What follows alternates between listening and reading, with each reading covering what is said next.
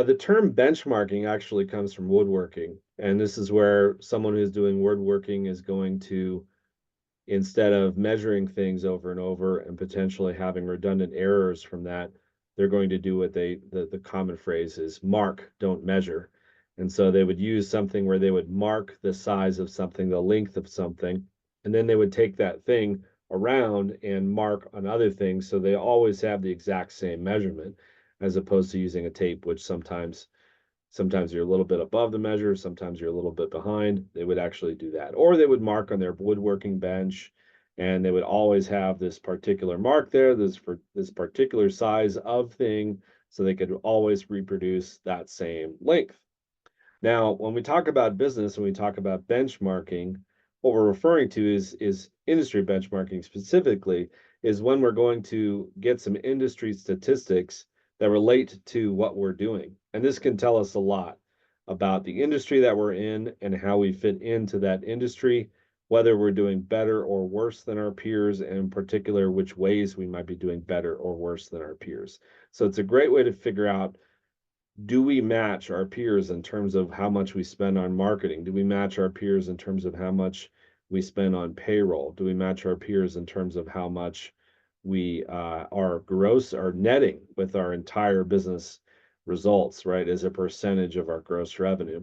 So doing that gives us a great sense of where we're at, gives us some sense of some big things that we can change, and really just whether or not we're average. And especially for someone who might be sort of profit shy, maybe is the word to say, where they're not necessarily really shooting for a significant profit, whatever that is, we can make that sort of vague term be more clear for them and help them understand that they're not just necessarily missing out on like an extreme profit. They might be missing out on an average profit. And that can help them feel a lot better about maybe making some very difficult decisions about their business when they realize that those putting off those difficult decisions is keeping them from even being average and having a healthy, positive, average result from their business. So that's a little bit about industry benchmarking and how we use it. Now, one of the things that we'll sometimes get into is what we call departmental benchmarking. And so this is something that can be very helpful for a business owner, especially one that has multiple departments, multiple cost centers, or as we work in private practice with a lot of our clients, they have different modules in the business, or they might call them pods or cost centers or whatever. But these are elements of the business where their operations are very consistent with each other. And so comparison between all of them can be a great way to get some sense of how they're operating. So what's the top line, the gross revenue? What is the net of this particular module, the net income of this module? What are the expenses in the middle?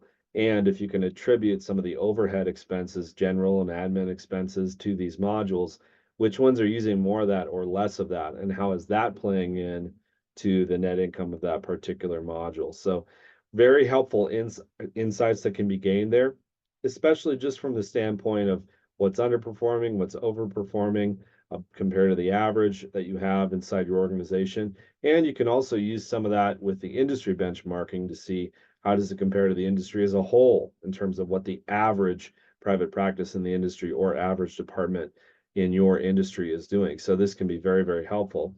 Now, one thing we put together for private practice, but just gives you an example of sort of how this works, is we put together this private practice benchmarking sheet.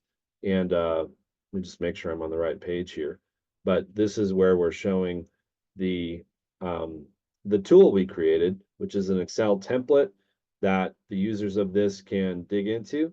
And particularly in this case for private practice, it allows them to gauge those industry statistics along with their departmental statistics and see where everyone is coming out in terms of their productivity, in terms of the net income. You can really see where the holes in the bucket are, especially where comparative to the industry itself or internally to your own departments, where you sit. And that can be a great prompt for the discussions you need to have with different areas of the organization about tuning things up so that you're back on the right course so you can succeed. So, what you can gain from industry benchmarking is this understanding of what's going on in your industry generally, on average. And especially if you can dig into some of the details, you can find areas where maybe you're doing better than your peers, areas where maybe you're doing worse than your peers. You might be overspending on your G&A, your general and admin expenses.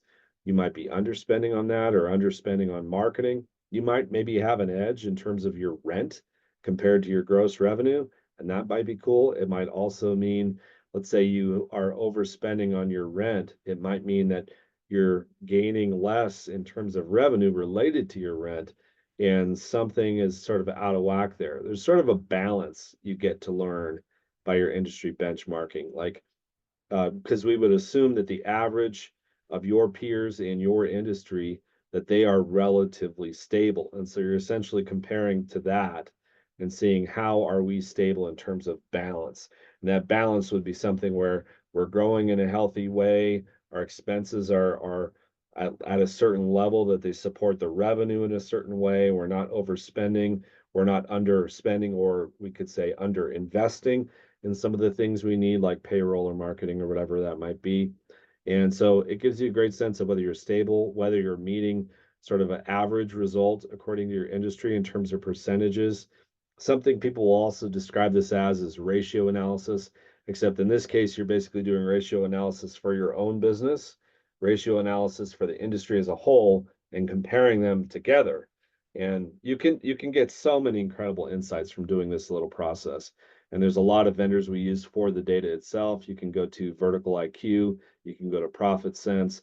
These can be very powerful sources of this data set that helps you kind of see how you weigh in against your peers and whether you're doing better or worse, and perhaps getting some good answers as to why.